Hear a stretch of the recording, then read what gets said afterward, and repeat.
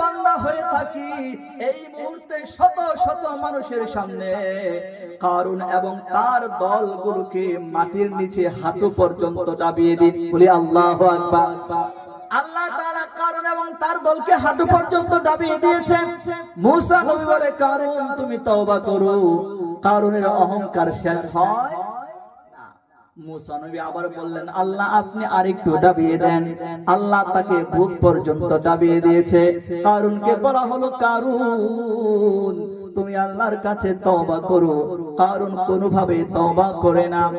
আল্লাহ পাক রব্বুল আলামিন মূসা নবীর দোয়ার প্রেক্ষিতে কারুন এবং তার পুরো দল গোষ্ঠীকে মূসা নবী আলাইহিস সালামের দোয়ার পরিপ্রেক্ষিতে পুরো সকলের সামনে একদম জলজন্ত ভাবে মাটির নিচে দাবিয়ে দিয়েছেন। বলে আল্লাহু আকবার।